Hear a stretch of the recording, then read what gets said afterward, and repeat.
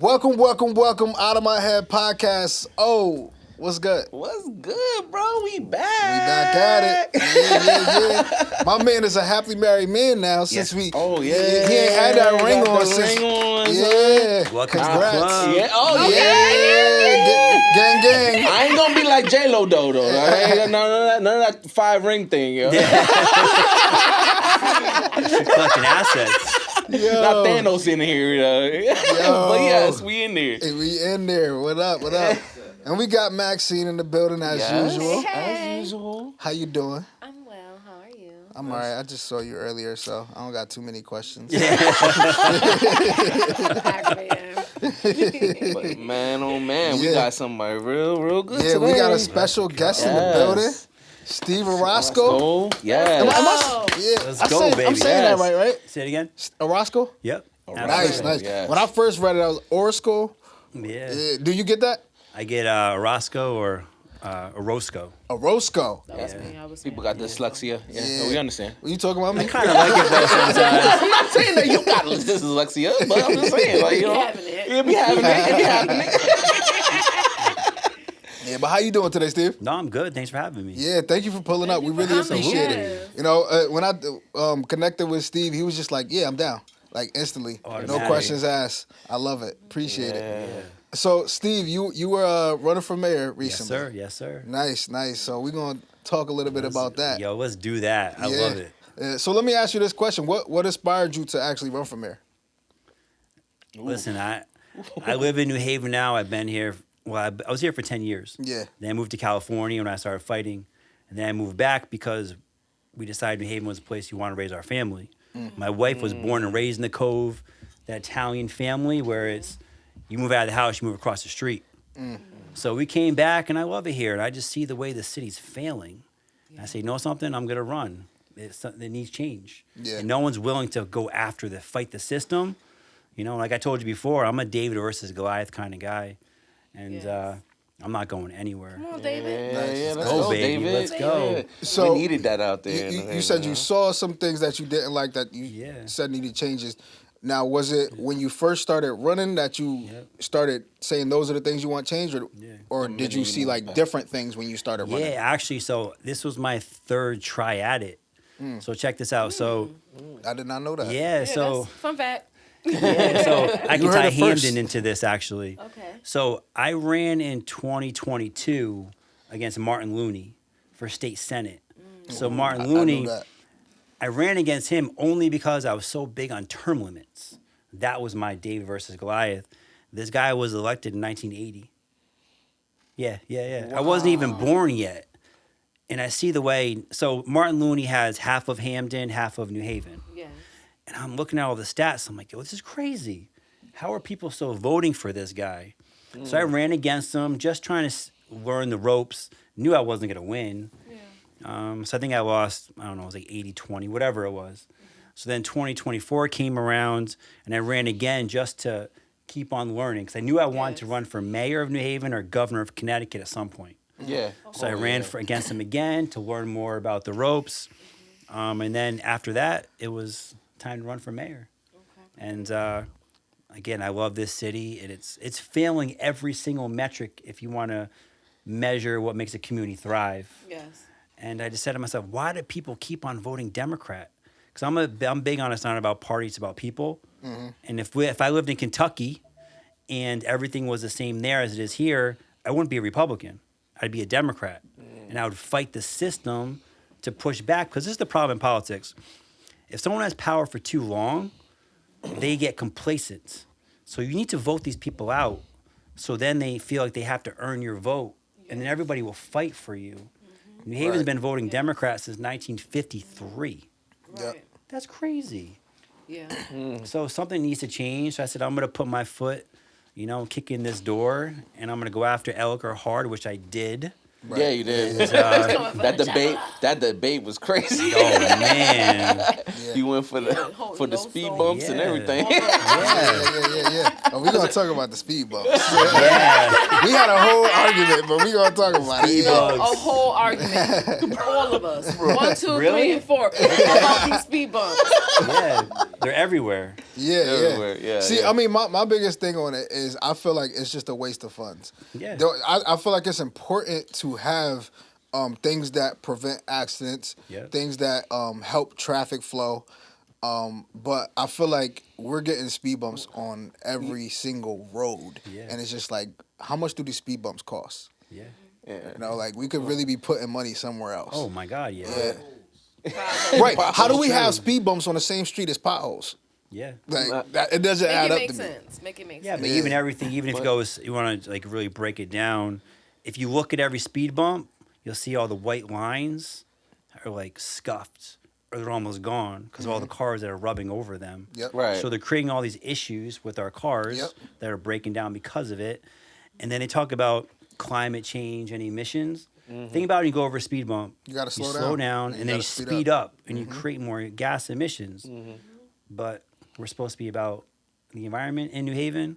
Like Mayor Elker literally was got his master's in environmental management at Yale, so he's supposed to be the environmental guy. So speed bumps aren't going to replace police officers, and that's what they've done.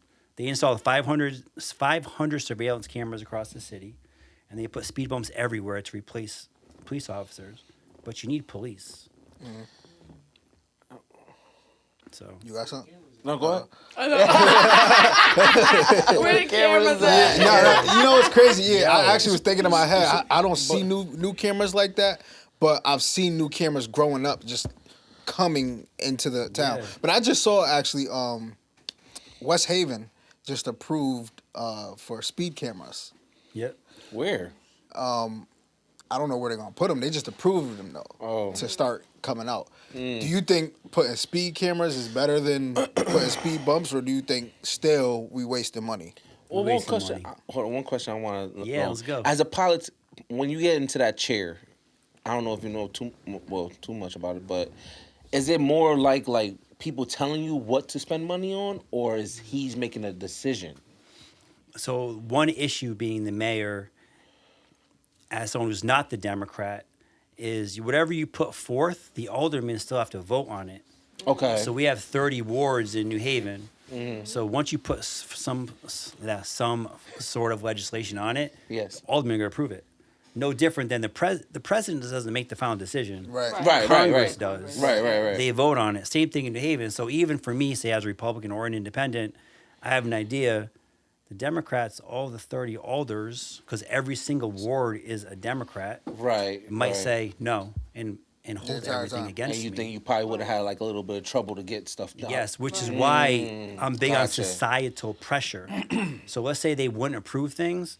That's when everybody in this room comes and helps me push things forward. Wait a minute, we all agree with Steve. Yeah, you get Why the are you not community allowing involved. this? You have Right. to have the community versus the Yeah, versus because the politicians. each alderman's point, the point of the alderman is so they can be the voice of the people in that community, in Yes. that neighborhood or They're district. the mayor of that neighborhood. Right, exactly. So it's like once you get them involved and everybody's rallying around this one idea that they think should push forward, that's when they have to listen. Yes. People in their ward. Basically, the Yeah. aldermen are Yeah. not listening to the people. Well, in some cases, well, we don't know because we don't also know. gotta We're not in realize, those too, those that rooms. The youth are not coming out. Right? If Big we problem. think about really in New Haven specifically, it's all a bunch of old people. Even when I'm going to board meetings and stuff, and I'm Right. sitting on these councils, I'm like, how are y'all telling us what the youth need but don't have any youth in the room? And me being the youngest person at 33 is like, I don't consider myself the youth. I'm a millennial, but I don't know what Gen Z need because I'm not in their generation. I don't know what their Facts. struggles are. They might be different from what I was dealing with when I was 14, 15, 16 years old. Right, right. But you need to have the voice of the youth in there, and then they need to know the importance of what it is to be voting and in the community and actually knowing what's happening. Because if they don't know, then look, if they're supposed to be the future, we're not carrying them the right way. We're not training them up. Yeah, know what I'm true. saying? Definitely, So, definitely. yeah. I think that's what went wrong probably in that situation with you and Liquor, where, the youth wasn't really impactful.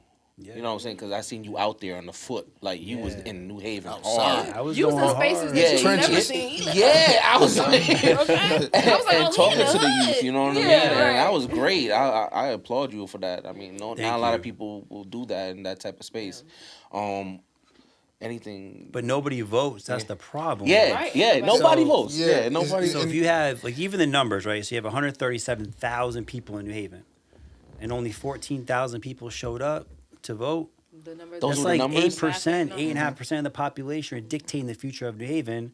And most of those people live in East Rock or places that are unaffected by crime, education, so speed bumps. Speed So bumps. I've seen something recently that there's been a back and forth of an idea of mandatory voting. yeah. What do you think about that? I think we have so many holidays in this country, and there's other countries where it's you make voting a national holiday, everybody has to go and vote. Then it becomes important. That's more important than so many holidays that we have right now. So I'm about mandatory voting for sure. It doesn't have to be mandatory, but you should make it a national holiday so people actually will go and vote. Yeah, like more so encourage it. Yeah. Yeah. So when you talking about mandatory vote, you want people to hop on buses and go like push them out there type deal, or like on forcing? Because a lot of people still have to go to work on the day that it's time to vote. That is true. Yeah. So That like is make it true. a federal thing. Like Make there's it a I don't federal- know, I'm trying to think Puerto Rico. Okay. It's actually a holiday where the Puerto Rico itself shuts down. Yeah. And everyone goes and votes. Their voter turnout is way more than in America. Wow. I didn't know that. I didn't know that. And that's how what's you up. know you create pride for your country and people actually care more too. That's Because another issue too is people only in America only care about presidential elections. When your president literally does nothing for your city or your town, but because it's popular and cool on social media, people go and vote. That's a good But one your right mayor is there. what matters more than anything, not your president. Yeah, and mayor's So the when one people talk who about speaks for you. people talk about Trump and MAGA, and I say, well, Democrats have run New Haven since 1953. Just give me one decision that Republicans made in New Haven. Give me one decision that Trump has done to affect New Haven. It's like nothing. No. So why yeah. are you care about MAGA and Trump and not about the people that have failed you? Yeah. And that's Right, where my issue is, and that's why I was a Democrat until 2020, and I changed because I see how the city's failed. And we have to. So would you consider yourself more of an independent? I consider myself a centrist Okay. who leans left and right depending on the issue. Like we're supposed to be in this box where it's okay. So if you're a Republican, you can't be pro-choice, or if you're a Democrat, you can't be pro-Second Amendment to the fullest. That doesn't make any sense. Yeah, But they want to put you in these boxes now. That's right where and I'm push at. back. Yeah. I'm here. Yeah. Sometimes I'm here. Sometimes I'm here. Yeah, no, I'm the same Yeah, exact way. yeah. Yeah, we talk about this all the time because I'm always just like, yo, we just need a president who's just gonna be like, I like that idea and I like that idea. Let's put them all together. Yeah. And make it work. I feel like everybody will vote A for that compromise person. of some You know, sort, like, right? Some sort of why can't we compromise just or have them? Nah, man, we, Yeah, let's put all the good ideas ideas together. Wasn't Elon Musk trying to do that with it's his gang party? mentality now, bro. Yeah. Gang mentality is crazy. Nah, yeah, definitely gang mentality. Yeah.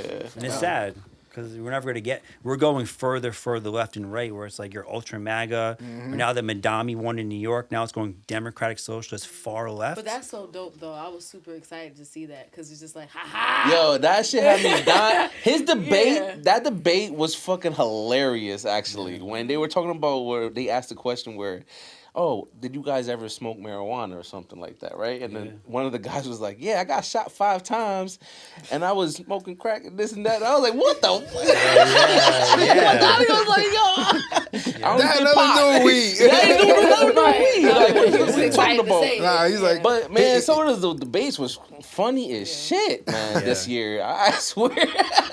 Dude, so I think Madami is bad for America, but that boy can speak his ass off. He's like a Muslim Obama. Yeah. And a lot of people vote based on the way you make them feel and not actually based on What they're policy. saying and what- So, yeah. like Madami, for example, when he talks about freezing rent or free buses, none of that is true. He can't do any of that. But what's going to happen is he's going to preach it. He's going to advocate for it. The people above are going to say, no, you can't do that. And he's going to say, oh, I tried. They didn't allow me to do it Yeah, legislatively. yeah. So he's actually not wrong. it's like, this would be nice to have. And everyone's like, yeah, that would be nice. Yeah. But then you go and you propose it up top, and then it Yeah. doesn't work. Yeah. Now we can just go back and say, well, I tried. You know, and that's how politics is so dirty. Nah, absolutely. I hate it for That's that like reason. the universal base income. Yeah. Yeah. Like, it would be nice. I don't even think I don't think we should have it. No. Yeah, I think you gotta earn your keep. So can I ask this question? What to not dumb it down, but like in layman's terms, simplify it a little bit. What is definitely politics to like some of those viewers that don't even know what like in your own meaning, like what politics are? Politics? Like Define it in for me, politics is you're voting for whatever you want to progress in your area.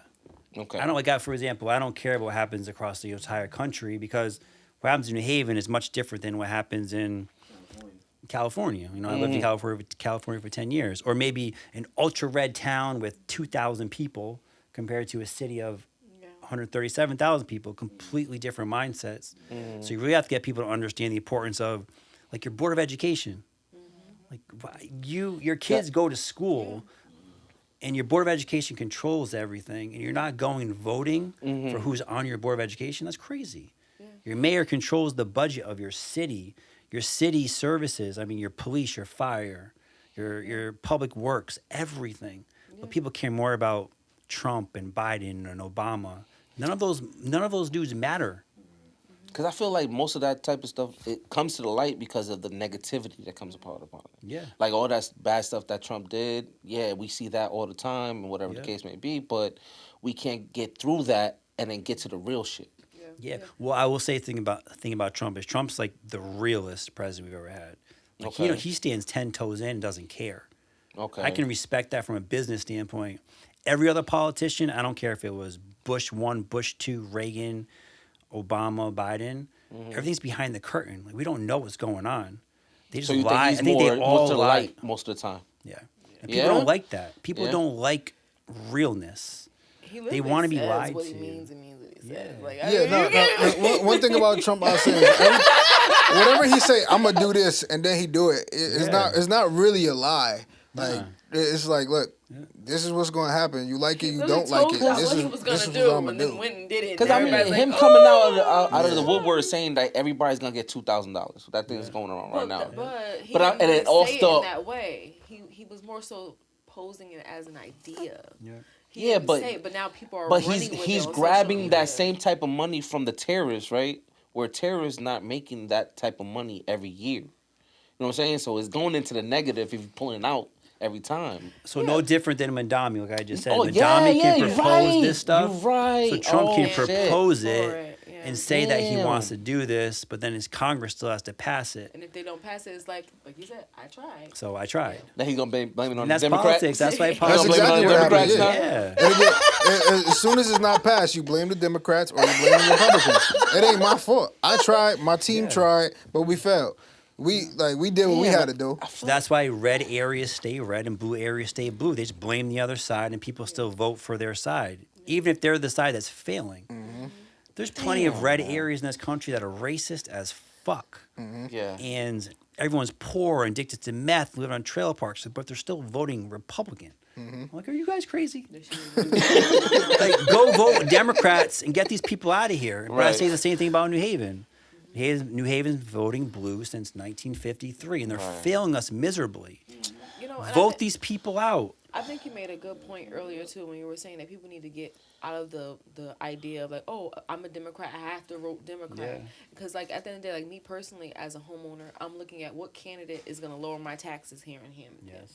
Or as a parent, I'm like, okay, where are the programs for my children? Like, one thing that I always look at is, like, where's the art funding and sports funding? Because, like, my kids play sports in Hampton, and these things is expensive. When I was growing up, it was free. Oh, my God, It was free because they were getting funded. So now Yes. these programs are defunded. The fact that Hampton has one high school and they cannot afford uniforms for the kids, that's a problem. Crazy to me, You know, the parents are literally doing 3 fundraisers a week to help fund, make sure they get buses to go to all their games, make sure they get the uniforms, make sure they have the practice, because you got to pay for the time. And look, New Haven has like, what, 3 or 4? Yeah, No, 2. New Haven? High schools? I mean, Yeah. two No, major. like 8 or I mean, 8 or 9, we have, right? I mean, Hill House and Wilbercross, but we have a bunch of other ones. Yeah, the major ones. Hopkins. Okay, So they major got ones a like bunch public, of high yeah, schools, public high schools, But Hampton right? only Yeah. has one public high school. So how does that make sense financially? Yeah. Like, where's your money going? Yep. You know what I mean? So I'm So looking you gotta at vote those pocket. people somebody's out. pocket, Yes. and I'm looking at that. And I'm like, okay, so where is, like, I run a nonprofit for arts and culture. So I'm looking at, okay, where's the arts program here in Hampden that's not just for the others? You know what I mean? Like, where you're not bringing any diversity into the town. Yeah. I'm going to these board meetings at the chamber, and I'm like, where are the people that look like me? There's more than just real estate and home health care aides in Hampden. Yeah. You know what I mean? Like, I know a couple local businesses that should be here, but they're not being invited because they're not being valued. So it's just like, if I'm voting for a mayor, I want a mayor that understands the part of Hampden I live in. Right. You know, because Hampden is literally dissected in half. You have the upper part of Hampden, the And you lower got New part, Haven and Hampden. then you got the New Haven, Ville- Hampden, the right, Ville right. Hampden. Hanville, right. But yeah, so it's just like those are the things that I look at. I don't really care about whether you're a Democrat or Republican. I want to know if your views align with what I need as a mother, as a homeowner, and a business owner. But that's where you come to mind where the voter's not looking into that. No, right. It's not looking into what they They brainwashed don't to see one the spot. bottom. Yeah. And it's Like, crazy because everybody that's wants to it. stay woke but don't want to get the education to have that wokeness. It's crazy. Like you said about school, like Wilbercross, their football team had to raise $5,000. They did a GoFundMe for new equipment. We're a major city. You're using GoFundMe, so the city's not giving you $5,000. $5,000 Which is is chump crazy change. because the Hill House Cross game gets crazy That's what I'm packed and saying. sold out. Where's the money going from that game? Yeah. Right. If not to the schools. But if you actually looked at like the budget books and you see things like $2 million for kelp innovation, I'm like, who cares about kelp? What? You know what I mean? Or so I'm And gonna this give you is all stuff that you can look up. Yeah. Oh yeah, I studied both budget Kelp. books. The budget books are like this thick. Bikini Bottom. Yeah. Crazy. I don't know if it was you or you asked me about politics, where some of the reasons why I got into it. So for boxing, for example, I go to my man Coach Solo at Get 'em Boy Boxing, and one day after we training, because he was holding mitts for me or pad work, I'm like, yo, Coach, I said, you got any up and coming Chad Dawsons, who's like the local legend, and Chad Dawson's my guy. Yeah. And he goes, yeah, I got like 4 kids going to the Junior Olympics. Nice. I'm like, yo, that's dope. And I said to myself, I know it's expensive. So I said, well, how do you pay for this? Because I know no one here can afford to send their kids to Vegas for a week or whatever it was. Yeah, yeah. He goes, we got to do fundraisers at McDonald's. And whatever I don't raise, I have to take an L and do it myself. Come out of pocket. And I said, wait a minute. So what does it cost? And he said, it's actually the same number as Wilbercross. I need about $5,000 to send these 4 kids. And I'm like, yo, this is crazy. You're telling me the city Can't give isn't you coming 5 to Gs. you saying, yo, here's 5 Gs, 10 Gs for these kids from the inner city to Yes. represent the city of New Haven. And possibly make And it bring somewhere. back And that make Junior more Olympics money. back, And yeah. come back to make more money. Yeah, I don't but understand that. and to give hope and inspiration to the entire community. Right. And honestly, I feel like we need to bring back those types of programs. We need Yeah. to bring back sports, arts, after school programs, Yeah. Big Brother programs, mentorship programs for these kids because they don't have nothing to do. No, not here. So what do you think it is? Is They that got stuff to do. They drive out those around in type cars. Of, did they find out those type of programs worked, and then it was like, you know what, fuck it now. Well, I mean, if you look at all the... You know what I mean? Like, why did they take them more? You know what I mean? That's the question I'm thinking. Like, why we had them before and they were working? That is a good question because they're even like the juvenile detention center is gone. Yeah. Right. So like there's so many things that they had. It was working. Because Yeah, they're and it's- shifting funding around to fund the things that they want to fund. They're like, oh, this isn't as important. And then they're also putting the responsibility on the parents.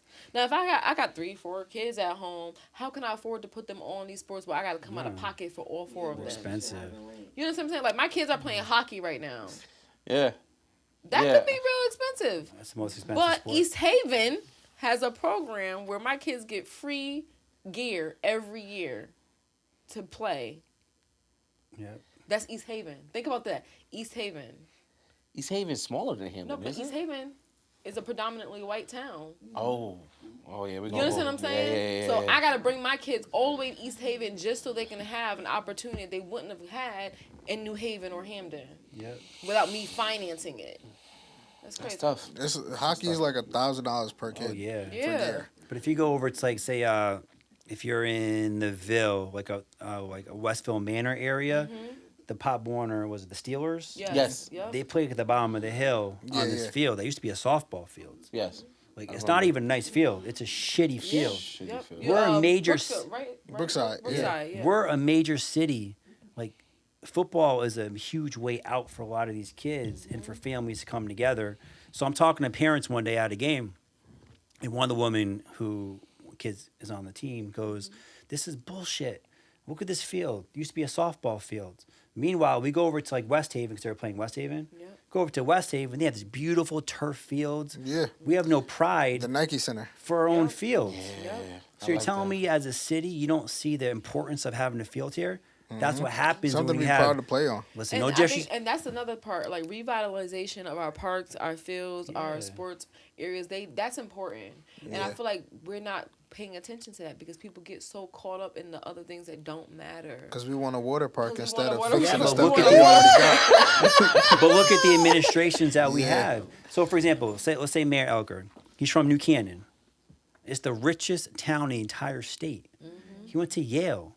The dude knows nothing about the inner city and the importance of certain things in the inner city. Yeah. But you're electing him to represent you? Doesn't make any sense. Like I'm talking about the football field and boxing, all these different things. I represent this. But you're not going to vote for me because I'm Republican. You're going to vote for the guy who's against your interests. Let me ask you a question. Is it possible to say you're a Democrat and then run? There's a lot of undercover people who do that in different parts of the country where they may be Republican, but they run as a Democrat because they know they can't win. When I ran the second time, I was told to do that. So you got to run as a Democrat in primary, and you'll probably win. Even alders that I met with. Because the reality They were is, like, is yo, you're not you should preaching. primary Elker as Democrat. You'd win easily. And for me, it's Yeah. hard for me to sell my soul like that.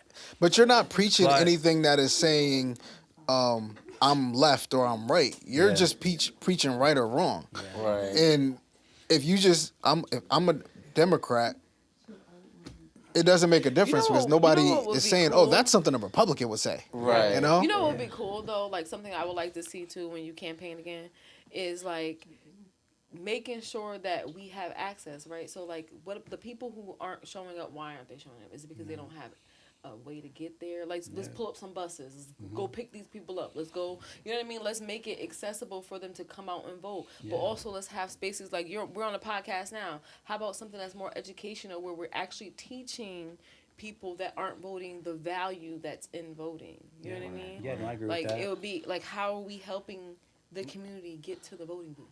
Well, listen, I mean, are you planning to run again? I was just about to ask that question. I swear I was. Or what is the next steps that you were thinking about doing? Because I get a lot of these questions, obviously, over the last 2 weeks. I'm like 50-50. Let me give you some numbers of why I have issues with this last election. So I only had 2,000 votes. Elker had 12,000. Okay, so what you're telling me is I had 10 million views on social media, 500 shares on my campaign video, 7,000 people in New Haven voted for Trump last year. I was backed by police, fire, public works, parks and rec. I was on WTNH, Fox, NBC. I mean, I got platforms that no one ever got as a Republican. But I only got 2,000 votes, which is less than what Goldenberg got, who ran in 2023 against Elker. At the same time, Elker had 12,000 votes, which is the same number he had when he beat Tony Harp to become mayor, and he had the highest disapproval rating he's ever had. And saying that's it's rigged? still that big That of a math gap. ain't mathing, Yeah, yo. you saying it's for rigged? That me, math ain't mathing. That math isn't mathing, and so either nobody came out to vote, or they cheated like they did in Bridgeport. Either way, how do you make up that difference? Because for me, I'm not gonna say this. Wasn't gonna say this when I was campaigning, but I didn't expect to beat Elker the first time out. I expected to close the gap. So let me give you his numbers, actually. In 2019, he had 12,000 votes. In 2021, he dropped to 10,700. In 2023, dropped down to 9,700. So he kept on dropping. And all of a sudden, he just went back up to where he was when he was disapproved. So how do I close that gap? So my plan was, if I closed it where he dropped to 8,500, but I gained to 5,000. Now everyone's like, yo, this dude is for real. Let's throw money behind him. Let's flip this city. But instead, I went backwards. I got 2,000. Goldenberg, who didn't even campaign, didn't have social media, didn't kill the debate, got more votes than I got. So for me, I'm like, damn. Like, so what do I do? Because it takes a lot of time away from your family. It's a very expensive endeavor. Bro. But it's like you said earlier when we were talking That's rigged. off camera. It's like when you look at the election for the presidential rate, right? Yeah. And then you look at how many people actually live here that are voting age in Connecticut. It's in the 100,000s. Yeah. Right? So it's just like when you see the numbers, that 14,000 people came out to vote. That's not even half of Connecticut. No. So That's that not even means- half so of New it just Haven. goes back- That's not even half of New Haven. Right. It goes back to But how it do just we goes get back more to people to show vote? that the That's problem nuts. is people are not coming out to vote. So what's the solution to that? Because you're missing the people that aren't voting. And that's why I ran, Yeah. because I said, wait a minute, wasn't 14, so before it was 12,000 Yeah. for 2023. I said, man, 12,000 people in a city of 137,000, this city's flippable. Yeah. If you just get 10,000 people to vote, you win Yeah. the election. Yeah. So based on all the numbers, like Trump had 7,000, et cetera, I said it can be done here. Yeah. So you might be right. People maybe decided I'm not even going to show up. Some people are just so change can't happen. I'm not going to vote. There's a lot of people that Yeah. said. There's also people who are just scared. Yeah. People are scared of change, where it's just like, look, I know what I got right now. I know the devil that I have, and I don't know if you're actually going to do what you say you're doing. You know, and how do I differentiate that? Well, you know what? I'll just let everybody else decide, because if I don't vote and then he win and fuck My up, vote it don't ain't my matter. fault. And I think it's important that if you do decide to make the decision to voting in, that you continue to do the work that you're doing, continue to be seen in the community, continue to support the people that are doing things in the community, and align yourself with the right people. Yes. Because I think the biggest thing is that no one knew who you were. Yeah. Yeah. Right? Like I said, it's like, well, who is this guy? You know what I mean? It's like no one knew. So it's like not enough time, right? So I think that that's important in the next 2 years to really bring that impact and like introduce yourself to the world outside of like, oh, I'm campaigning to be a mayor here. I'm just Steve. Yeah. You know, so Almost being like an activist for the city. yeah, honestly, Yeah. Honestly, activists, yeah. I think advocate, all of that's that, great. yes. And before we go ahead and switch the gears over to the game, a great poet said this one time. Oh, Lord. There we go. God, let's hope he get Greg the just quote read right. something. She said she was a poet, and she said, if at first you don't succeed, Try again. R.I.P. Aaliyah. True.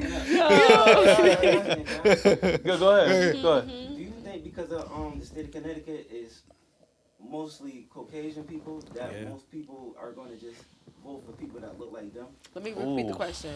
So we have a question, and the question is, do you think that because Connecticut is predominantly white, do you think that people are just voting for the candidate that looks like them versus the candidate that's going to make change? So in other words, if Steve was black, would he have just won? Would everybody have went out to vote? Bro, Chances really? would be higher. That's a tough question. Yeah. How you overcome that? Yeah. That's tough. Because let me say New Haven, for example. So New Haven is 70% people of color. It's 30% is black, which means if everyone who was black came out to vote, you would literally control your city, literally overnight. But you got to get crazy. people to come out and vote. That's My issue. I don't even look at like thought. the white versus black, but I'm like, yo, you see that you're being squeezed out. Like when I was campaigning, I learned a lot. Some things I didn't even know. Because I live in the Cove. I'm on the other side of the bridge. And I come in downtown, I'm in and out. When I'm in places, I'm in the Hot Spot or the Ville or Kensington is probably the Bro best said example. hot spot. That bro said hot spot. That's Yeah. crazy. But if you No, actually- he He doing his trips. He outside. He outside. Let's go. I mean, oh, you want me? I can dive deeper. I can dive to the 8, the island, the 203, the tribe, the train. What you want? Love it. But listen, if you go into, I'm gonna use Kensington, Hotspot, 2 areas because they hit home for me. Kensington, totally the white area. Yeah. If there's a corner store on Orchard and Edgewood, right? Yep. If you go there, you'll see bike lanes. Who do you think those bike lanes are for? Not us. That's what I'm saying. It's for Yale. We never the rode system. bikes like that. We rode bikes on the sidewalk in the street. That's what I'm saying. Anybody ever care about no traffic laws? So you have that, or if you go like the hotspot, so you're in the hotspot and you're on Henry and Dixwell. Henry and Dixwell in between Orchard. Orchard, There's that row of townhomes, beautiful old brownstones. Yale took those over. So if that's the case, what do you think is going to happen to that whole area within the next 5-10 years? It's gone. Gentrification. Yalesville. Right. So in every major city does this. I'm not faulting Yale or Ellicott, but every major city does this. They squeeze the inner city in those little areas and pockets to the outer city. So now everybody's going to be in the Hill or the Ville. Then the Hill squeezes into West Haven. The Ville squeezes into Hamden, as you see. But you know what?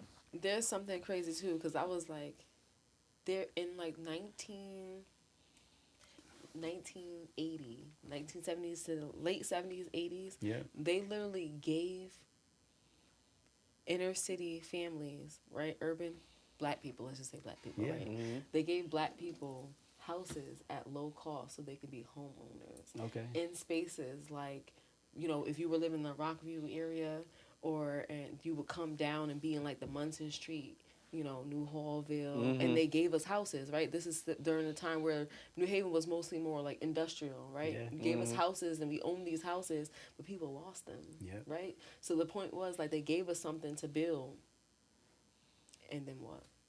And now they try to take it And back. now they're taking it back. Yes, they are. All right, so next we're going to go ahead and get into some games. So basically what we do is we play a couple of games on the show. And then the first one that we got right here is called One Gotta Go. So you mentioned that you listen to old school hip hop. So one of these artists have to leave in all of their work. This is an easy question. Okay. Oh, So we got Big L, Yeah. DMX, Jadakiss, and then we got Nas. Nah. Come on, man. You said Nas gotta go? No. Oh. Yeah. I'm not shooting I'm about to say that was too right now. easy. Bro, This- Nas, But you said it was easy. Hard. This Nas hard. is the GOAT, first of all. Okay. For me, Nas is my GOAT. Big L's got to go. Big L's gotta go. Easy. Is that only because he died already? Yeah.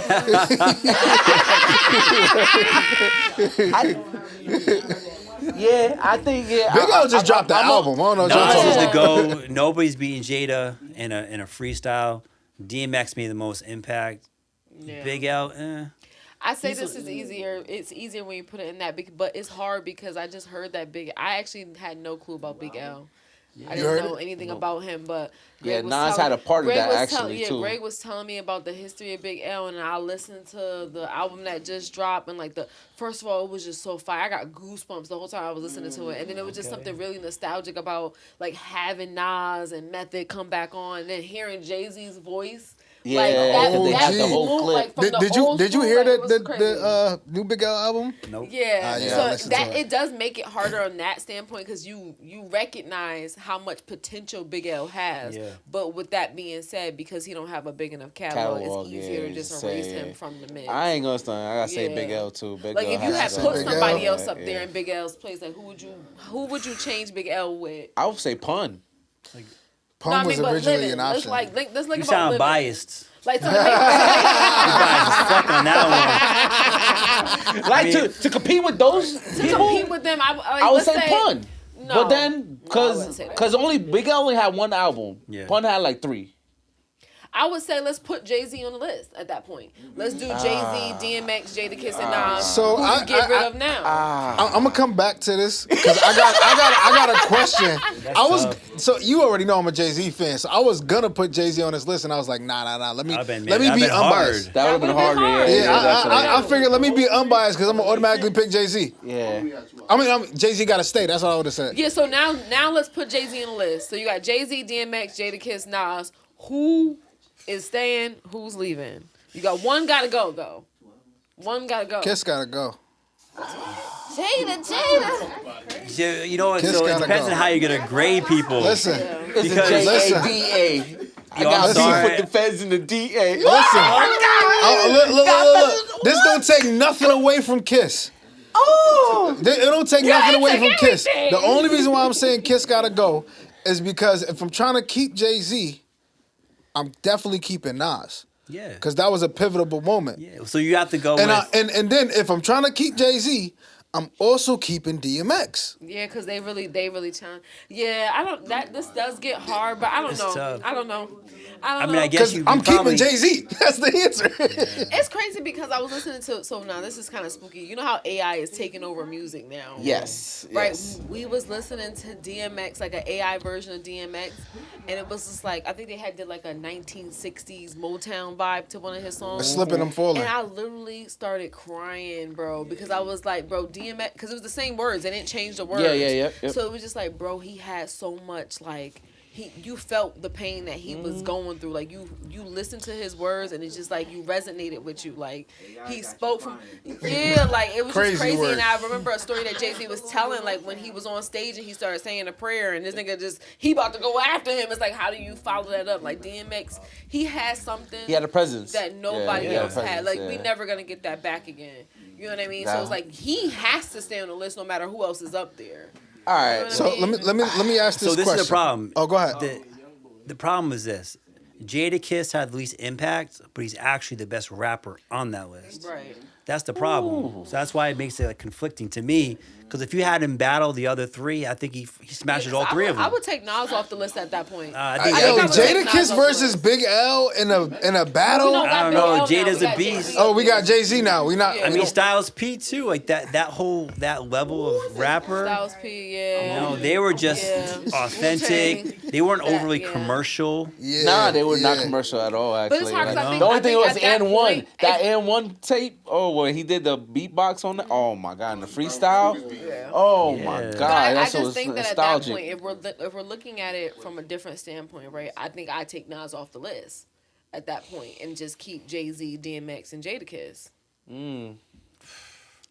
Queensbridge though. Because you gotta I ain't gonna like lie. even if Queens, yo. It was right, because my biggest thing is It like was when you look at Jay Z, written, right? It's like he just make timeless classic hits.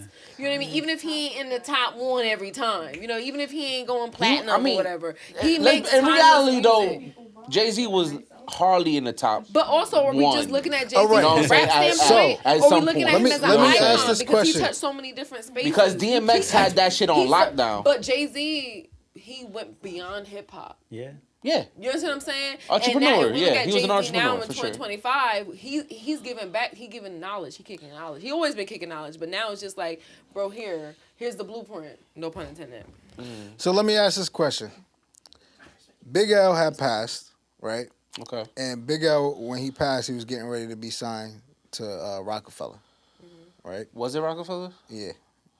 I thought it was Interscope, but we could. No, he was signed to Interscope. Interscope. Yeah. Okay. And he was gonna get. Correct me if I'm wrong, anybody in the gallery, but he was getting ready to be signed to Rockefeller. Okay. Do you think if Big L never died, Jay-Z would be Jay-Z? I think Jay-Z's Jay-Z's gonna be Jay-Z no matter yeah, what. No matter what. Yeah. I just had this debate with somebody. Yeah. I'm not a business. I'm not a businessman. I'm a Man, businessman. businessman. So he wasn't laying down for nobody. He Yeah, would have stepped exactly. up. I think regardless, I think at that, like you said, he was gonna be signed to Rockefeller. So no matter what, it was gonna make him be in a position he was always at. Like So- even when he went and brought, wasn't he in charge of Death Row? Like Not Death Row. or Def Who? Jam? What is it? Which one was Def it? Jam, y'all? yeah, Def Def Jam. Jam. Thank Def you, Jam, yeah. thank you. But yeah, so it's like he was always That gonna was be where Suge. he was gonna be. You know what I'm saying? Yeah. Yeah. was So like, I Rockefeller, just yeah. don't think that Big L, you know, being here today would have made any difference for Jay Z. Yeah.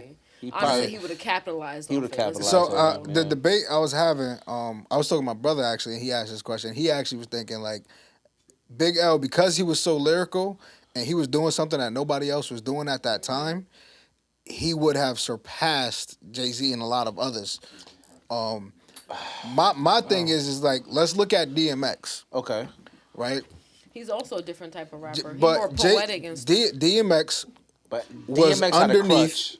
Huh? Let's put it like that. He what? He had a crutch. A crutch. What's a crutch? It was his drug abuse. Oh yeah. So You know what I'm saying? So I'm sorry. yeah. Like that's a But big part of that. let's even before all of that started taking place. It was from the beginning. Whole, What are you talking about? no. But Jay-Z did put himself in position to make sure that DMX couldn't surpass him. Yeah. You know what I'm saying? Like, it was no way that nobody. So you said nobody that, on that so you label would saying have that ever he gotten stopped high. albums from coming out because He slowed albums. Suppressed. Yeah, yeah. He did. Yeah? He definitely did. Did he did the same? Yeah, yeah. Okay. Diddy did the same thing. Did he did it? Did he do it? Did he did it? Did he definitely did Why is that? Biggie on there? Diddy not Why, even 'cause a Diddy, rapper. This nigga's a backup dancer He already gone. slash producer. So Right. going back to this question, who you taking off? You said Who am I Jadakiss? taking? He said Jada Yeah, I Kiss, said yeah. Kiss. I said But I Nas. mean, see, Nas, I'm a huge Big L fan. Like, I always loved Big L, and I think I started listening. I never listened to his music. I heard of him all growing up. I listened to his music back in like 2010 for the first time, and I was instantly starstruck. Like, and he got a song Starstruck too. Yeah. But Yeah. I was instantly just like, yo, nah, he's fire. Like his bars is one of the crazy. first dudes I out wouldn't of give a Harlem, chick right? 10 cents to put cheese on the waffle. Like, I was like, yo, that's my guy. Yo. He was going crazy. Like, yo, he said, got mad hoes ass Beavis, I get nothing right? but head. Like, Yeah. I'm like, yo, like people didn't rap like that around that time. So it was just like, and even like now, like listening to his new old/new music, it's like, yo, like this is definitely not relevant to the current times. Right. I don't But think in anybody its in his time. anybody Yeah, in his but in its generation go like, yo, time. this is trash. What kind of bibbity bop bullshit is this? But understanding where hip hop was at It the was time, lyricism. you can That's what it really was. appreciate Yeah, the it was lyricism. Yeah. The wordplay. The wordplay was like, crazy. Yeah, Always. it was ridiculous. Yeah. Like X, I feel like X made great music. Oh yeah. Like I don't know how lyrical I can put him up Yeah. against Big Yeah. L. You know what I'm saying? that. Kiss, very lyrical. So I think overall, it, just, Nas it not the depends most on the lyrical. parameters that we're judging each artist on. No, I think In I think- comparison. I think we're going back In to what Steve was saying. comparison. It's the impact. It's the impact. It's the That's what I'm impact on looking hip hop. at. Yeah. Yeah. Like the impact on hip And the hop. impact overall. Yeah, Like Greg said, he's yeah. a big fan of Big L. We already took him off the list. He can't. Cause he ain't had time to make an impact. Yeah, but had no if he had time. made the list, it would have been Big Pun instead of Big L. Yeah, right. I'm glad that He did it for the Latins, yo. He did it for the Latins. I'm glad. You know who I'm Sold more records than all these niggas albums put together. Who did? Kiss. Kiss? No, Wait, what you sold say? more albums than all these dudes. Yeah. Yeah, no, But yeah, see, that's why I right, say it's right. based on the parameters that we're judging. Kiss on, was the right? most Is mainstream. it about how many albums sold? No. I mean, not how Kiss many top X. 100? Is it about lyricism? Is it about impact? Is it about creative? Is it wordplay? Like, what is it? Or what are we judging them off Based of? on who tough is? You know what I'm saying? D. X. You know what I'm saying? DMX is tough. So, So I I think- so But you know what? I'm so glad- You guys saw I Belly? lost this game. 'cause Yeah, it you looked saw like Belly, L. right? saw You saw Belly? Belly. You saw Belly? Come on, bro. You know when he went to jail. So I lost this game. It looked like Big L gotta go. Yeah. All right. So we're gonna start this game called Not My Sink, Not My Dishes. Right? Not My Sink, Not My Dishes basically means is it your business, is it not your business? You getting involved, you not getting involved. And we'll do a politics edition. Basically, is saying is it something you're gonna change or something you'll leave as is? So the first question we got is New Haven Coliseum. Bring it back. It's automatic. Bring it back. We had- Bring it back. Bring it back. Yes. you know, even like sports entertainment is everything, Mm-hmm. right? So if I look around this room, you got a Yankees hat on, Dodgers hat, boxing T-shirt, Huskies, socks, Yeah. Yankees. Yeah. So we have no pride for our city. We have no sports teams to even represent. We're fighters. Yeah, New Haven. You know, we used to have the Ravens. We had arena football. We've had almost every sport here. and they don't last. Yeah, They I think just even throw New 'em Haven had a away. hockey team too. We right? had a hockey New team Haven had a too. hockey team. Yeah. And wasn't it the Trashers? No, it wasn't the Thrashers. Trashers. Wolf The Pack. Thrashers. The Wolf Pack. It was Wolfpack. It was one of them because I know it was New Haven Whalers. Wolfpack Because first? Whalers was like the more Connecticut. that was Hartford, right? yeah. Hartford. Yeah. Okay, I know we had hockey. Yeah, we had a hockey. Cause I remember when I was like, I think it was in middle school. I played in a band and we played at the Yeah, because New wait, they Haven. just did a documentary Yeah. about that on Netflix. Like Yeah. it was like Untold Stories or something. Yeah. It was we're not gonna get into that. But, yeah, no, I feel like New Haven. I think we were talking about like how New Haven's supposed to be the epicenter of Yeah, Connecticut. so we have everything goes through New Haven. Yeah. So like I said, halfway to Boston and New York, Yes. 91, 95 connector, one of the most traveled connectors in the Northeast. We have an airport that's growing. They just canceled a Velo Yeah, in I heard Hartford, that. That was crazy. coming all just going to be exclusively in New Haven. Oh wow. Wow. I Yeah, didn't and then know we that. also have they just spent $300 million on redeveloping Union Station to make it a train hub. So if everything is here, but we don't have sports and entertainment here. And the worst part about this, I'll go to a whole nother level, which is what I was advocating and fighting against. So Elker was sending out these mailers, and one of the mailers said, we have 11,200 new units that are at market rate or affordable housing. Okay. So you look at that number, wait a minute, 11,000? That's how many, 15 to 20,000 more residents that are going to be in downtown? We have no sports and entertainment? That doesn't make any sense. There's nothing downtown for them to do. For No, because us they're only building the Yale ecosystem. They don't want sports entertainment. They don't want business. Like, for example, when I advocated on this, we're the only place on the entire eastern seaboard that hasn't built onto the water. New York, Boston has Seaport that's Village. true. Go down to like Atlantic City, you go down to Wildwood. That's we true. have food trucks. Why haven't we Longworth. built onto that? We build onto that, and then you have water taxis going all over, up and down the shoreline. They don't want to build the economy here, which is what I wanted to do. If you don't create an economy, you don't create jobs. So when they're building 11,000 units, who are those for? Are they for people that live here? No, hell no. Are they for students, or are they also for Yale to recruit people from outside of New Haven to come work for Yale and now become residents of New Haven? So that's how they're phasing everybody out, and I'm campaigning on this and trying to get people to understand this. And everyone's looking at me like I'm crazy. Well, I'm gonna keep on voting Democrat. I'm gonna vote for Elker, who's actually who's actually pushing us out.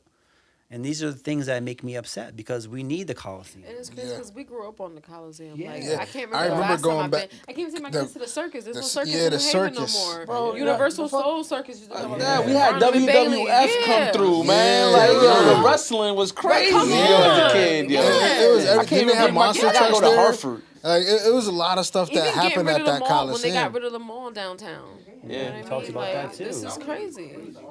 So when you break this down, people don't understand. Yeah, they don't because more people care more about party than actual logic. If I was a Democrat and I was preaching the same exact thing, people are like, yo, you're Steve, you're right. But they see this Republican next to my name, so now I'm automatically pushed to the side like I'm a threat, as if I'm gonna become the mayor. I'm gonna bring in Trump and the National Guard and ICE. I'm gonna completely take over the city. I thought you had the other label. I had independent as well. Independent, yeah. Yep, I had both. But people don't care about the independent. They Yeah. just think Republican, Or MAGA, or Trump, all bad. What you Yeah. associate with. Which is crazy because the Democrats that have failed you in the city for 70 years. Yeah, for 1,000 years. Talk about Yeah, true. Failed you for 1,000 years.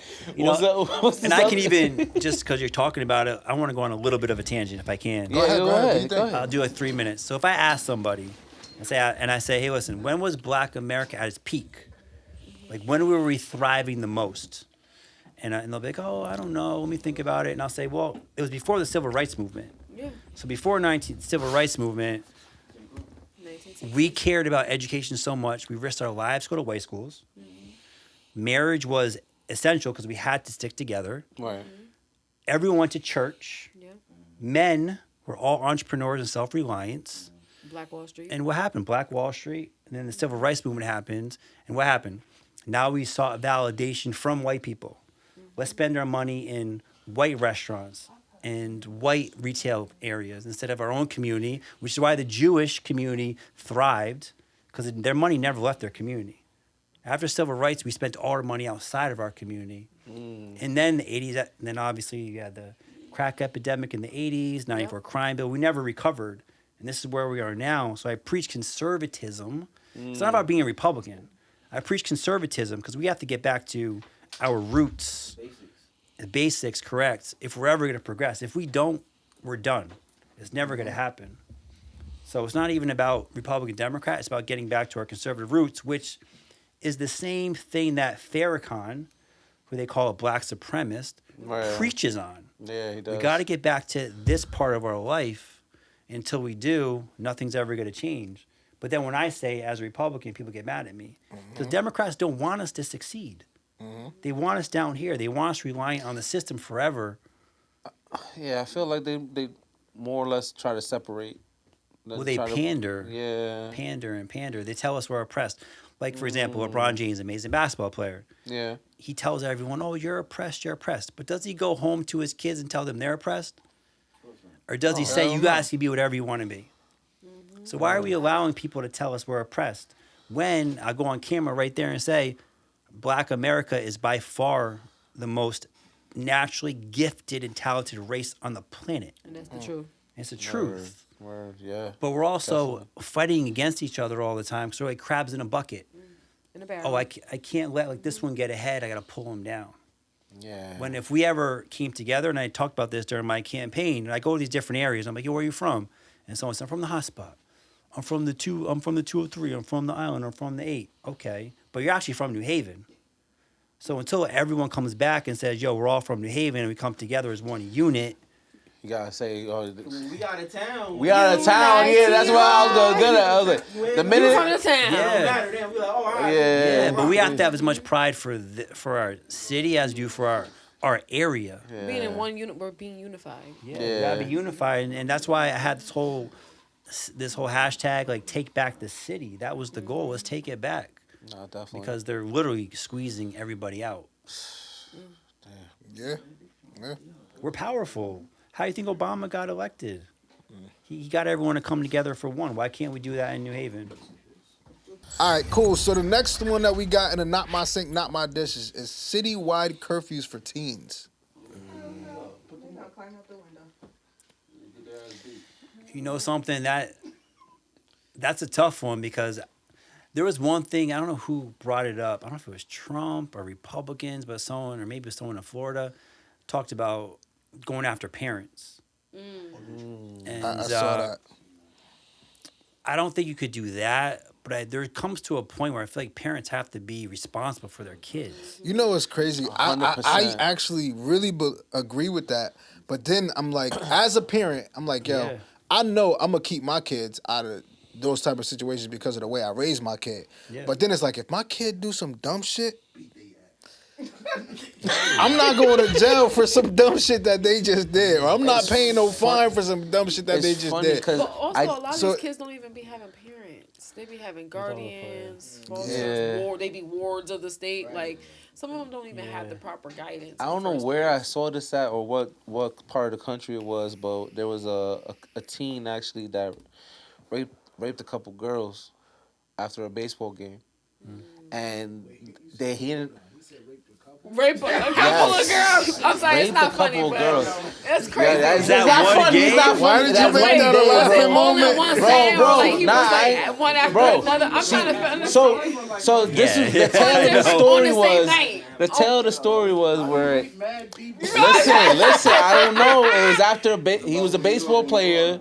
It might have been out in Kentucky or something like Maybe that. they was drugged or something. And literally had 3 girls. It was 3 girls in one room or something. I think he had another friend with him too. I think, not for nothing, but he did most of the beating. He beat up one girl, choked her out, raped her. Then the other one was kept by the other person or whatever the case may be. Now the cops went to the house. The mom was trying to protect him. Per se, and trying to keep him away.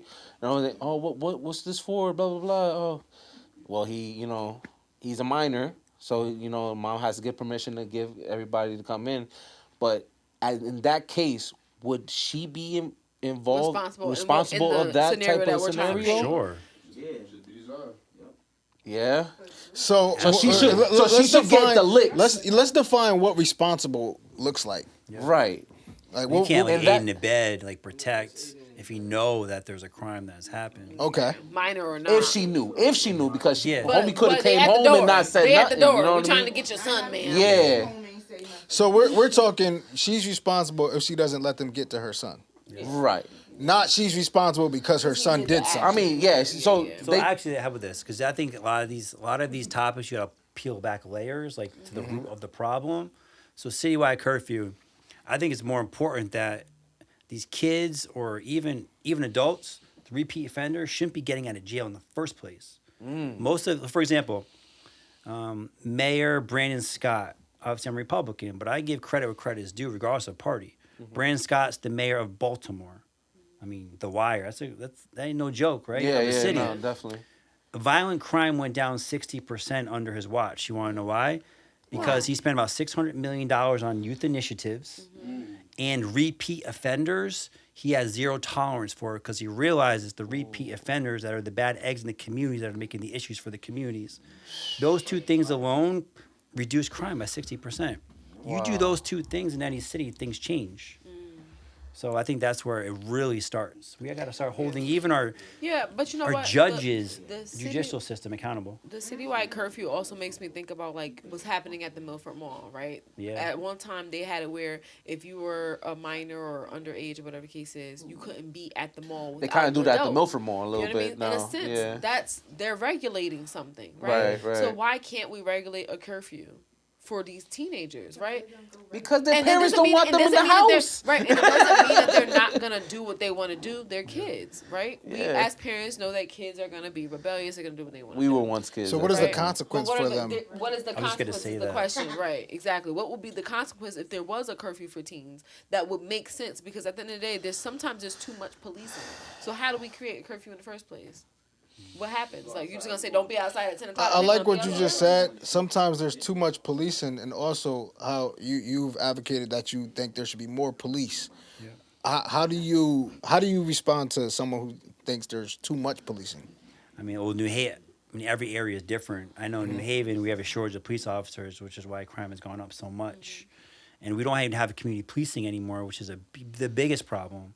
So right now we have this thing where it's like, you have the community, you have the police. There's no connection anymore because there's no police actually walking the streets, connecting with people. Hayden was definitely walking through the village. you know what? Hayden was definitely on a strip. But you know what? It's not really being. Because what I mean. Yeah. Thank you. Even What I I mean by there's too much policing, I'm not saying that we do or don't have enough police officers. What I'm saying is that we're already creating criminals out of these teenagers. So we create a citywide curfew, right? And whatever the consequence, if it involves some type of consequence as far as like, oh, maybe you're going to juvenile detention, maybe you're going to be in the jail for the day, whatever the case is, it's like we're already creating that stereotype that we're setting a narrative for them essentially, right?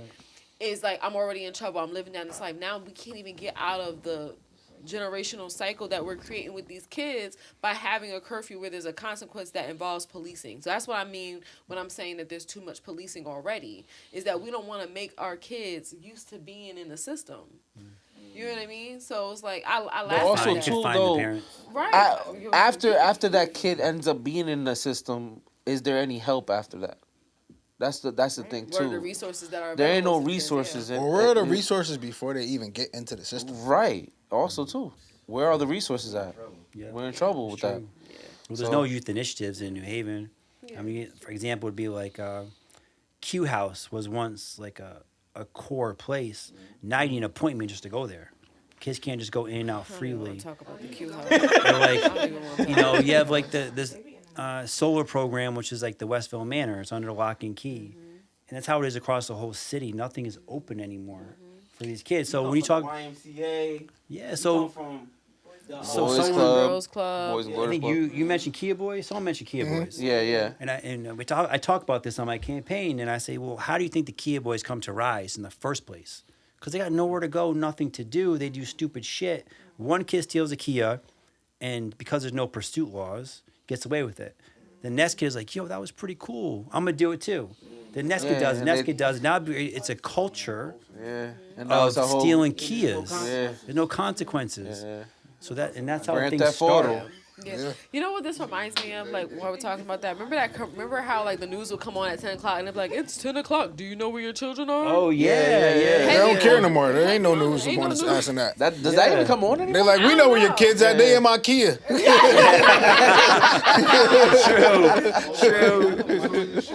True. What you got for the next one, bro? All right, so the next one we got is street takeovers, permitted or not permitted. You know what that is, right? You can't have street takeovers. Period. No? Yeah. No. So you saying So not at all? would you think giving them a place to hang out will be a better source of like having them to stay out the streets? Yeah, but you kind of would need like a racetrack to be able to do something like that.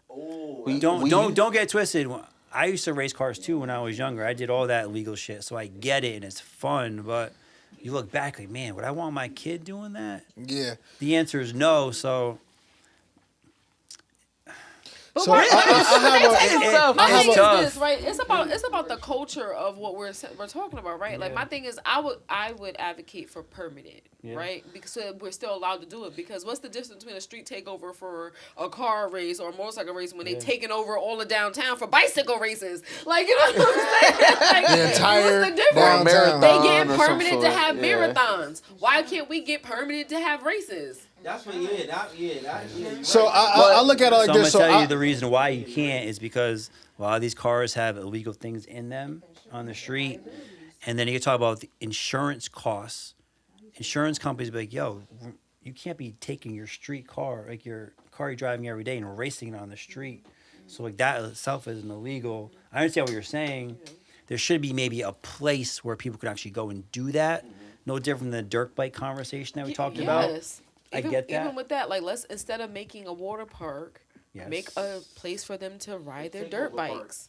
Yeah. A takeover Because if you park. get the permit, Yeah. and then you be like, hey, And you because gotta have sometimes you something can make legal. money, Yeah. And then everybody will come do it here. Yeah, I mean, you charge $5 to get in or $10 to get in. Yeah. You can race your car or whatever the case may be, but make sure you have it in working condition. I mean, you Right, can go. make there be Yeah. parameters You know, around, parameters and all like that. restrictions. See, I look at it like this. I ride motorcycles, and a few years ago, I went to an event, the East Coasting event, and it was probably a couple thousand motorcycles there. Yeah. Yeah. And we basically took over the entire Long Wharf area. Yep. Nobody got injured. No. They called the police quick. Yeah. So Yeah. this Remember that, They'll so shut this us was down. so there was two events. There was one where they had it, and the other one where they stopped it from ever happening.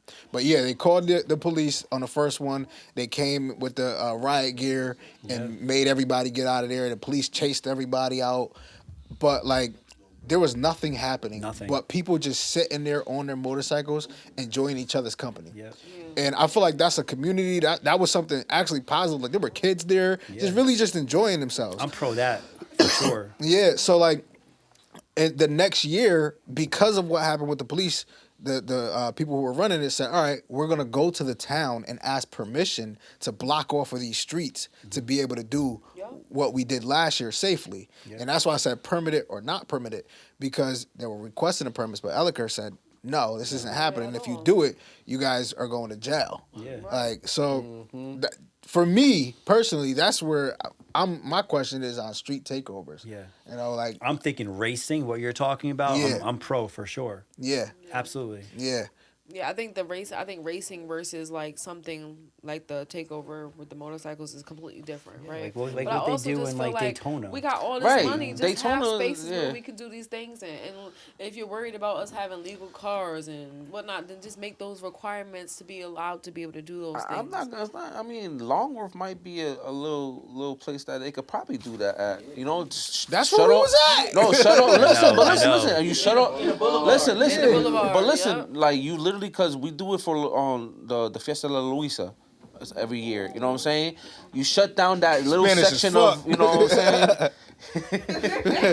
You shut down that little section of Longworth. Yep. Everybody goes up and down that thing. You know, carnival, That and was stuff crazy. like That was that. crazy. But also, I mean, you could do that for street racing. You know what I'm saying? Yeah. That little block right there can actually revolve and then have people there with flags or whatever the case may be. Have a little street race, whatever. Yeah. But For instead, one day, they gonna that's put up it. speed bumps so you can't race. There Right, you have it. exactly. And Longworth see, has the big speed bumps, I feel like Yeah. the speed bumps is really to stop the problem after it's happening. But like we said earlier, like really just gotta figure out a way to stop it before Right. it happens. Like if you create a permitted application where Event people or can something go like and that, have their yeah. street takeovers for whatever it is, Yeah. then and you create those guidelines and parameters on this is exactly what you guys can and cannot do. Yep. You will be fined or whatever the case is. Right. Everything can be done safely.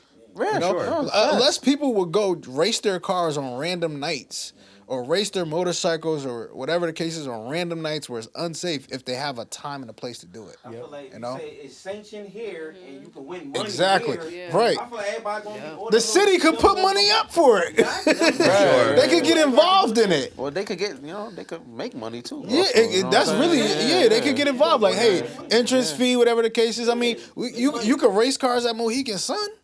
You know, create that space. Yeah, no, definitely. So we're gonna go ahead and get into the topic. The topic is, who is a better father? The one who works nonstop so his kids have everything, or the one who's always there but can't keep the lights on? B. B. B, not even a question. It's not even close. Because I've lived both of those lives. So I'm gonna give you a prime example. When I lived in Los Angeles, between me fighting and then starting an MMA company, I was so busy all the time. Yeah. My son, I think he was like 3 years old. There was one day I came home and I'm grinding like I'm never home. Because my wife stays home, she takes care of our kid, and I'm working my ass off. And I came home one night and she goes, hey, just so you know, your son was crying because he said daddy's never home to play with me. Bro, like my heart came out of my chest. Because the problem with men is, and I say this all the time, we're so busy on our own purpose, our own hunt, our own grinds, we forget that our kids don't care about any of that shit. Right. They don't care about your car. They don't care about your 5,000 square foot home. They don't care about the watch. They don't care about the shoes. They care about you. And if you're home for them, that goes forever. And when we moved back to Connecticut, my son was 5. He was in kindergarten. I think 2 years later, COVID happened. Now, my wife works. I own businesses. So I was able to be the stay-at-home and kind of work remote. She still had to go to work. I became like a first grade teacher. I'm at the table with him every single day till 1 o'clock. I just became like a stay-at-home father. And the first 2 weeks were hard. I was like, yo, this shit's crazy. I'm like, my patience is This is like my thin. life right now. I'm like, I'm teaching this kid how to add and how to read. I'm like, yo, I'm losing my shit. But after a few weeks, I was like, wow, like this is amazing. And when we went back to school, he went back, I actually felt like a mom who cries when she has to send her kid to kindergarten. It was crazy. And I was like, wait a minute, I'm working so hard. I'm missing so much. So we laughing right now because my answer is almost the same exact one. I don't really actually have a definitive answer on which one it is. 'Cause both are important. I'm really stuck in the middle, Yeah. right? And I'll get into that later. But I've also lived both where at some point I was just completely not around. I saw my son on Sundays and that was it. Yeah. And really I just thought that that's how it was supposed to do because that's how I was raised. But then later on in life, when I started reaching closer to the success level that I was aiming for, I ended up becoming less required to be physically at work. Yeah. Where my wife now, she is more out at work and I'm more at the house sometimes. Yeah. And I notice myself certain times when I'm bringing the kids to school. Like when I first dropped my son off to kindergarten, I was like, wait, I called her. I was just like, wait. He's just supposed to walk in there by himself. Yo, for real, me too. Yo, Like, wait, hold on. Nobody, like, what? How's he going to find his class? What are we doing? I don't trust this shit. Yo, I'm just going to sit right here and wait. Yeah, and I think that's the struggle, right? Because like I think about it from a different perspective, right? I was raised by a single mom Yeah, me too. who was never home because she had to work. Yeah. But I also understood that if she didn't go to work, we wouldn't have any of the things that she needed. So she was making a sacrifice. Yeah. And then like you come from a different space where it's just like now in my own family, when I look at my husband, I'm like, at one point he was the person that was outside the house and I felt like a lot of pressure to be home. Like I felt like a single mom, even though I'm in a 2-parent home, because I have all the responsibility of still being mommy full time while still working a job. Yeah. So it's like the expectations of mothers are a lot higher than fathers. Oh, yeah. And so then it's just like now we don't switch roles and he don't know how to handle it.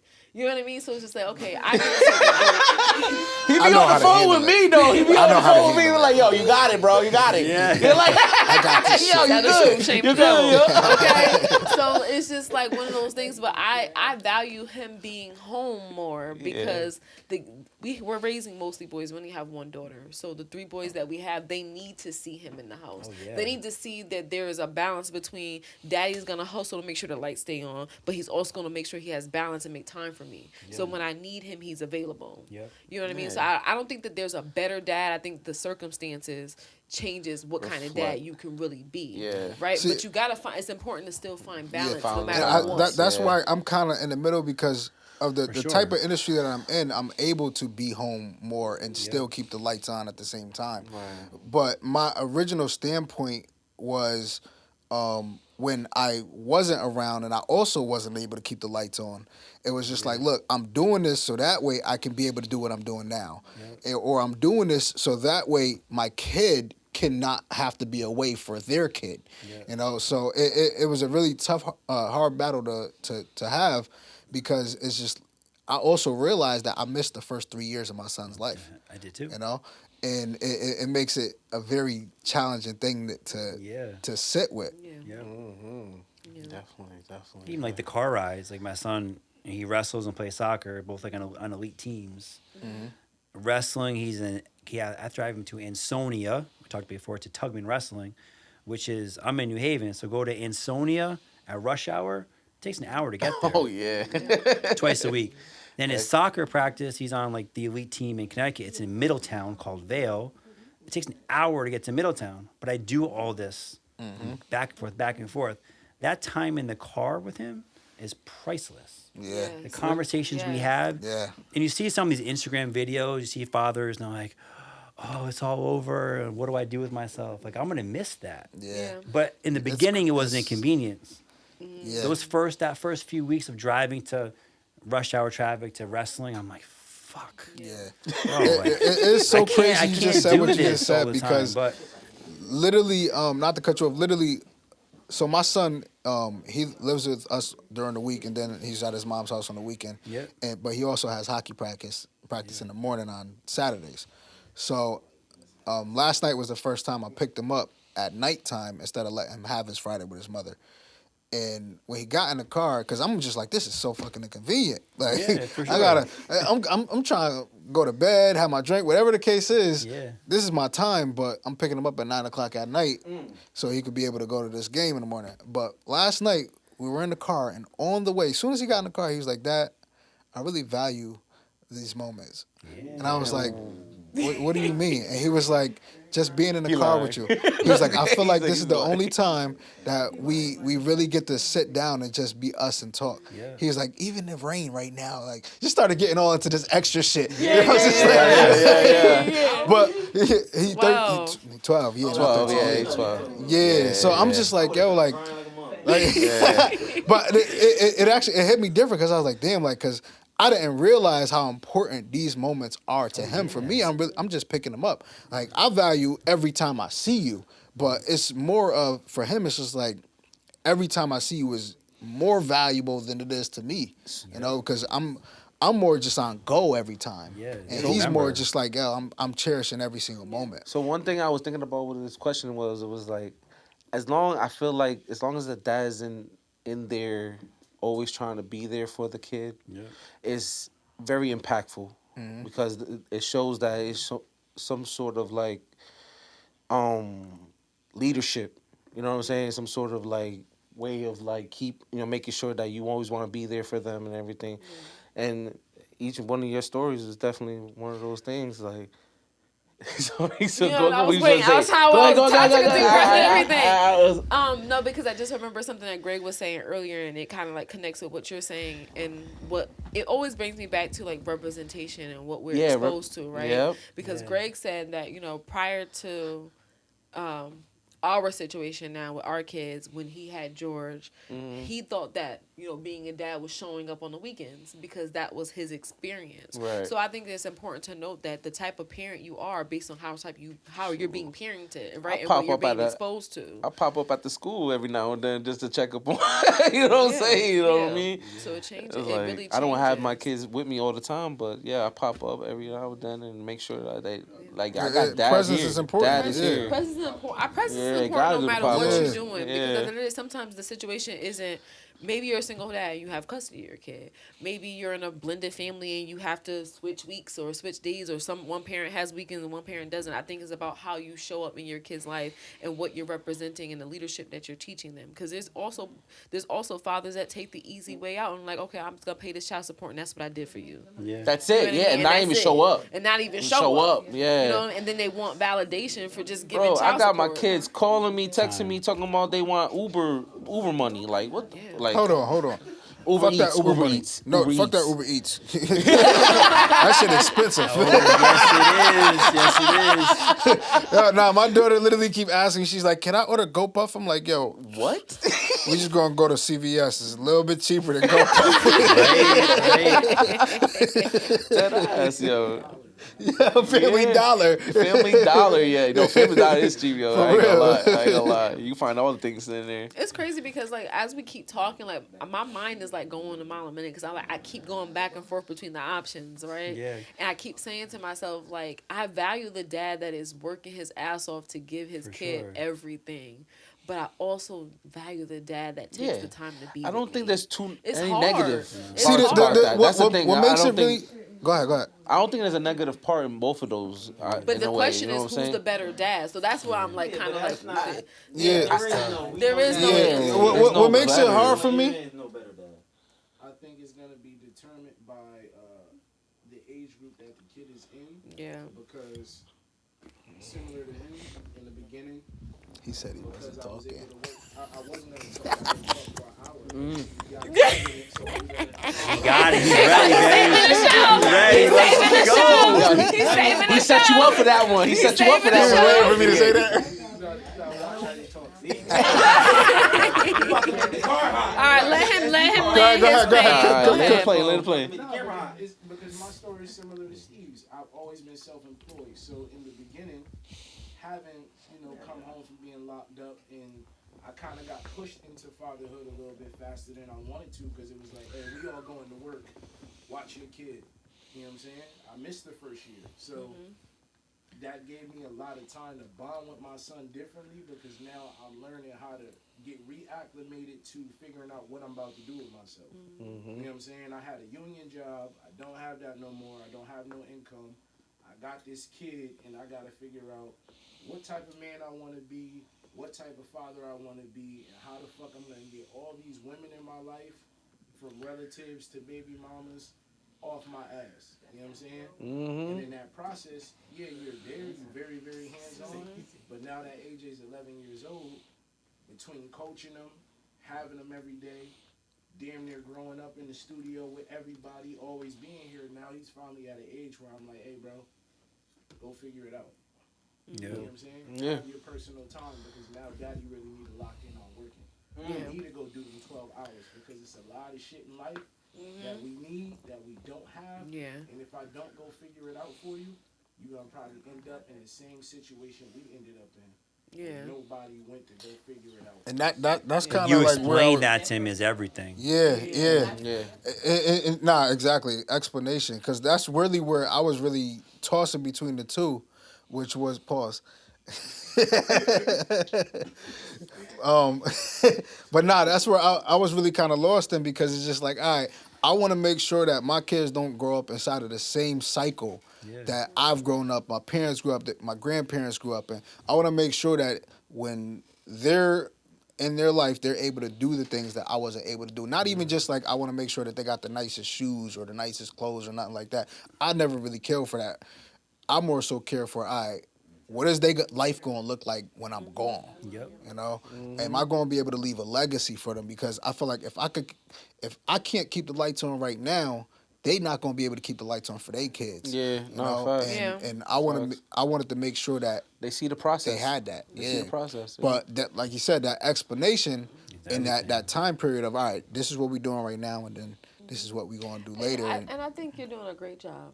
Hey, I think you're doing a great job, and I think our kids notice that too. Cause like one thing about our kids is that they, oh god, all right, She trying to get some brownie points.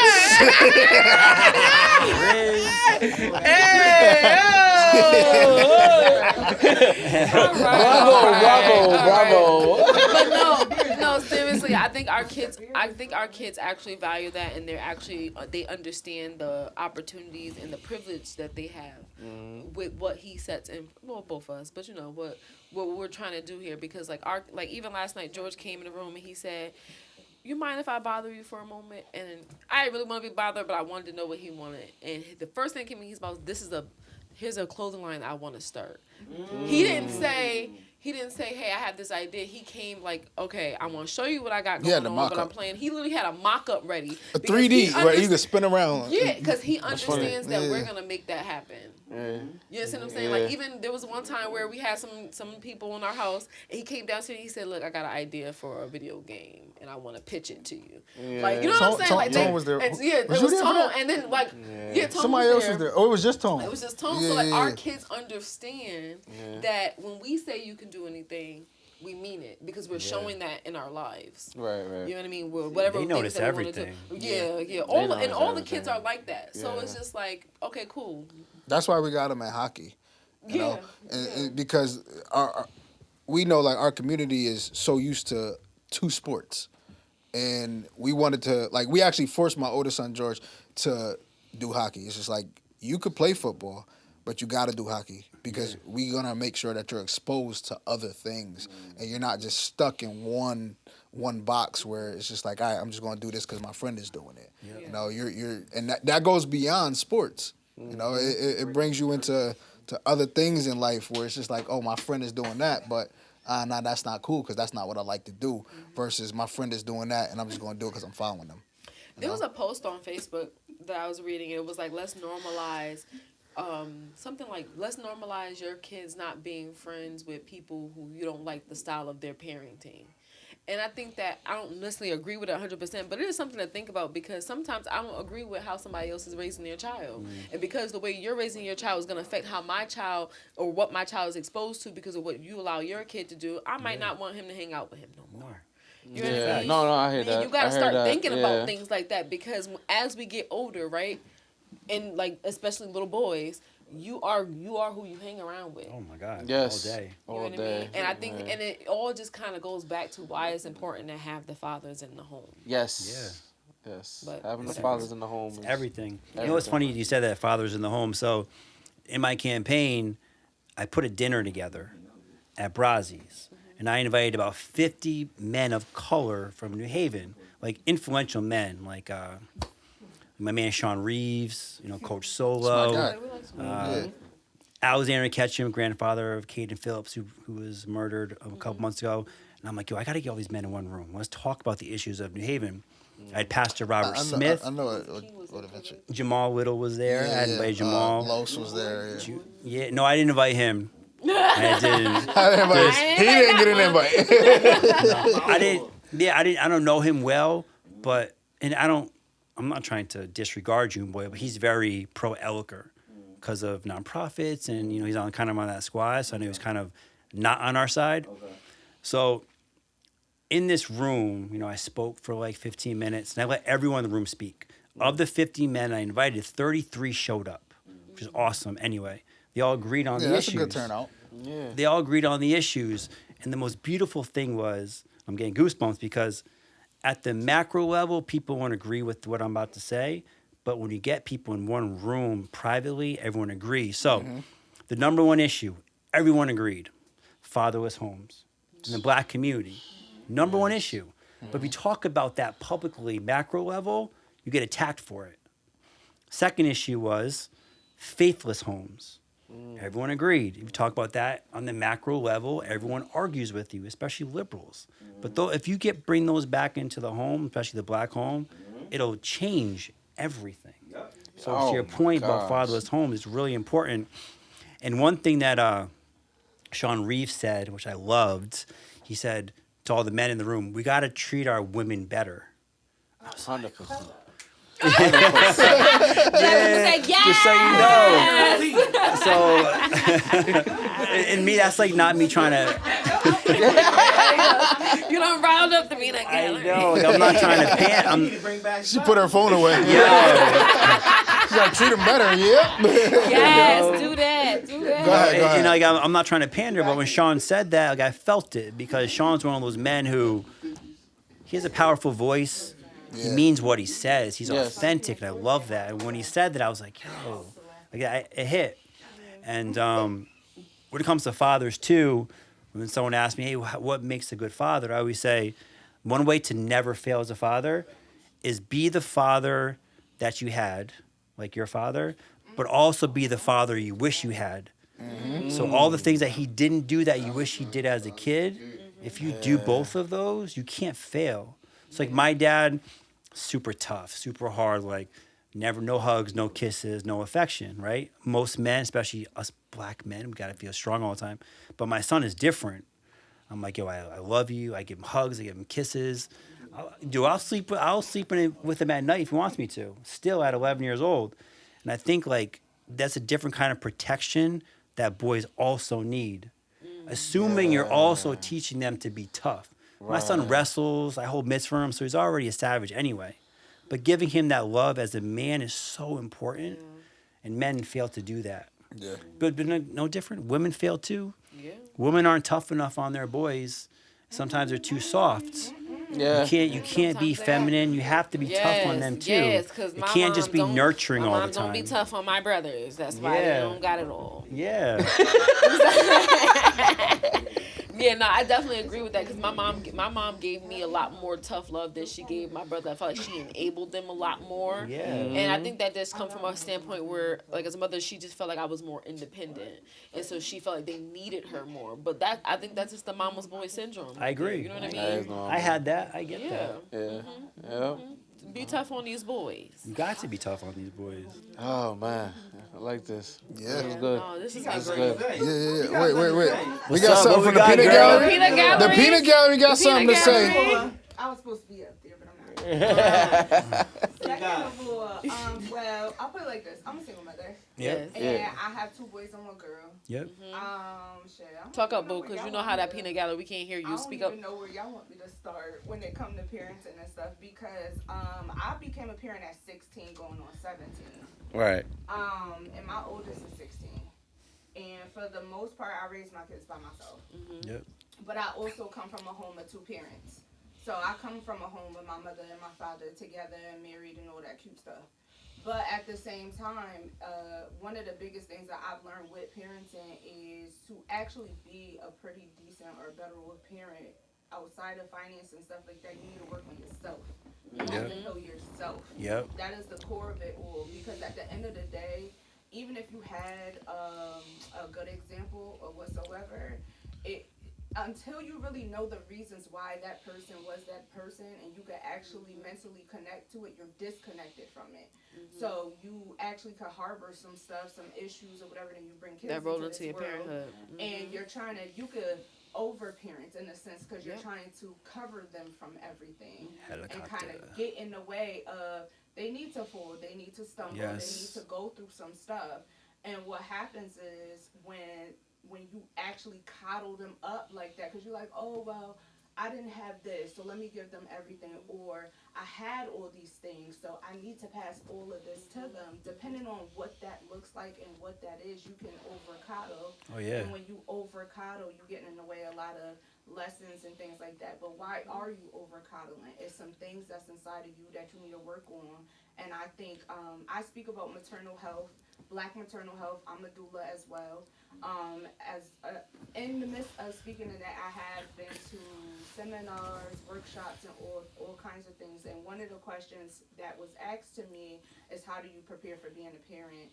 How do you choose when you want to get pregnant and have a baby? And the first thing I always go You don't to choose. is, Just don't the first choose. thing I always go to is, where's your mental? Like, where are you mentally in your life? Because you could end up the overworked parent if you're not financially setting yourself up to include children into your world. Yep. As well as you could financially be dragging them along because you are not in the best position in the first place. So it's a lot of really about looking at yourself in the mirror and really asking yourself questions like, what kind of parent do I want to be? What kind of things do I want to set up for them and things of that nature. So pretty much when I think of like what's a good parent or fathers being in the home, which I'm always gonna feel like is essential. And if they're not in the home, they need to be as proactive as if they were in the home. I have actually a very close dear friend who actually just became kind of like a single-ish father, and he didn't know what to do, and his kids are very, very little, and he came to me first. He was like, so how should I, because I want them to have the same qualities that they had when me and their mom was together. I said, you set up your same home as if you were still with her. So you need to be at the doctor's appointments, you need to be at the games, you need to make sure you are in communication with that doctor, that teacher. You need to make sure you have policies on your behalf, because God forbid something happens to the other parent, it's all on you now. So what do you have situated and set up already for them to roll into, so that way they're getting the same kind of ordeal on either end. So I just feel like there's a balance to it, but there's a mental health thing behind it as well, and emotional health, emotional capacity and things of that as well. It's going into parenting, going into, I guess, fatherhood and things of that nature. Like, some of these fathers aren't stepping up as fathers because they're broken. They're broken boys still who didn't get to heal and become men yet. They're grown in age, but they're still broken boys. And then they have other kids that they raise. But also, I mean, also women are broken too. Absolutely, and that's why I originally spoke about both. Yeah. So yeah, I mean, there's two parts of that for sure. I agree. Yeah. No, definitely, I agree. We got mental illness people having procreating. True. That's why, people keep, everybody having sex procreating.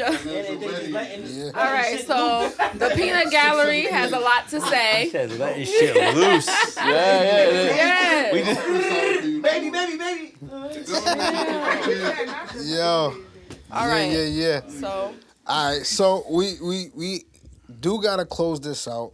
But Steve, we really appreciate you pulling up. You. Oh my gosh. And I'm hoping that you run again. Yes. And you go, baby. you got Let's us. go. I don't live in New Haven no more, but I'm gonna hold you to it. I'm going to Democrats because I'm from New Haven.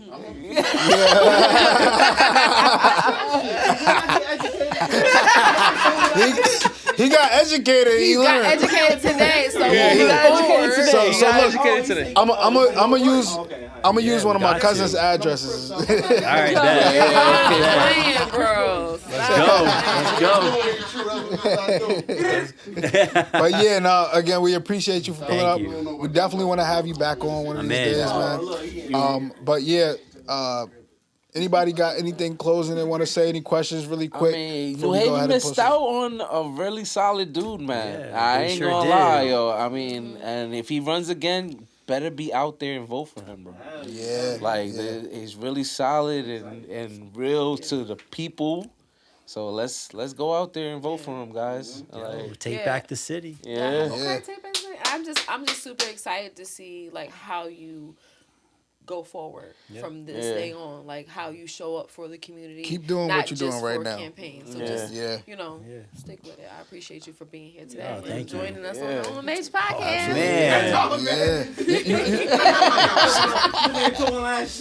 Yeah. Steve, before we go, you got anything you want to say? No, man. Thanks for having me. Absolutely. Absolutely. Yeah, I love this. Let's do it more often. Let's do it. Down. Let's make it a series. Let's do it. Hey, with that being said, This is on. it's been real. It's been fun. Make sure you guys like, subscribe, follow, hit the bell, so that way you know every time we got an episode come out. Out of my head podcast.